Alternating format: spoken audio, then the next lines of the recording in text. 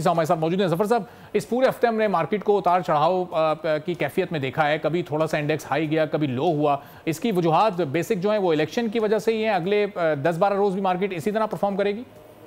ये मैं आपके प्रोग्राम में पहले भी बोल चुका था कि ये जो अभी है ना, बाकी सब इंडिकेटर्स अच्छे भी होंगे ना, तो 8 फरवरी तक मार्केट में रोज नई खबरें आएंगी और पॉलिटिकल एंड पर आएंगी। फिर हमारा वो जो अभी एक है कि IMF को जो सर्कुलर डेट कम करने के लिए जो सजेशन दी है वो अभी है, और मंडे को IMF मॉनेटरी पॉलिसी भी है। तो 2 school of thought, first time ऐसा हुआ है कि 2 डिफरेंट स्कूल ऑफ थॉट्स आ गए। एक टर्की को देखकर डरा रहे हैं कि भाई और बढ़ाएंगे इंटरेस्ट रेट, और एक जो है वो उसका अपना बॉन्ड की यील्ड और उस सब को देख करके कम हुए हैं, वो भी मुनाफे उसको देख कर वो कम की बात कर रहे हैं। अभी एक रिपोर्ट भी पहले आई थी IMF की तरफ से कि भाई वो कम करने की अब सोचेंगे, और दूसरी आई है दूसरे किसी से, मुझे नाम याद नहीं है, मेरे ख्याल में ब्लूमबर्ग से, कि बढ़ाने की बात कर रहे हैं। तो ये सब कंफ्यूजन, पॉलिटिकल, इकोनॉमिकल सब कंफ्यूजन, ये आपको ये पूरे हफ्ते नजर आएगा कमिंग। जफर साहब, ये 8 फरवरी को इंतखाबात होने हैं। उस इंतखाबात के बाद इसके दरमियान में जो मॉनेटरी पॉलिसी अभी आनी है, इंटरेस्ट रेट में कितनी कमी आप तजवीज़ करते हैं कि वो की जाए तो फिर ओवरऑल स्टॉक मार्केट को भी फायदा पहुंचेगा, पाकिस्तान की इकोनॉमी के लिए भी बेहतर होगा?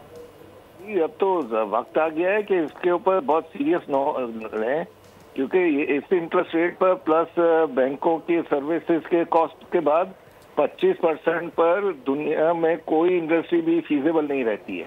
तो ये देखते हुए मुझे तो लगता है कि इनको इमीडिएट 200 बेसिस पॉइंट कम करने चाहिए।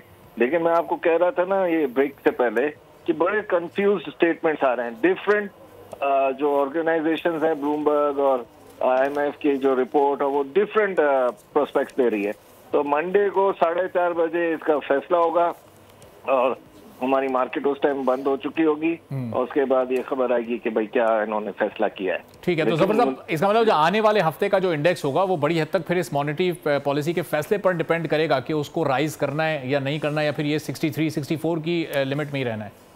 देखिए 63-64 की लिमिट में उस टाइम ही रहेगा जब ये मॉनेटरी पॉलिसी में कोई अच्छी खबर आएगी। अच्छा। बाकी आपके और वेरिएबल जो है पॉलिटिकल, इलेक्शन, उसमें जो अगर अफरा तफरी ना हो तो बेहतर है, लेकिन क्योंकि अब हम ऐसी पोजीशन में है कि कोई मिस एडवेंचर हुआ ना तो ये इकोनॉमी दोबारा डीरेल हो सकती है, जो बड़ी मुश्किल से थोड़ी बहुत सांस लेने के काबिल हुई। तो जफर साहब, IMF से जो $70 करोड़ मिले, वो उससे बड़ी उम्मीदें थी कि वो बड़ा की रोल प्ले करेंगे स्टॉक मार्केट को ऊपर ले जाने में, लेकिन जितना राइज आना चाहिए था उसके बाद वो हमने देखा नहीं है।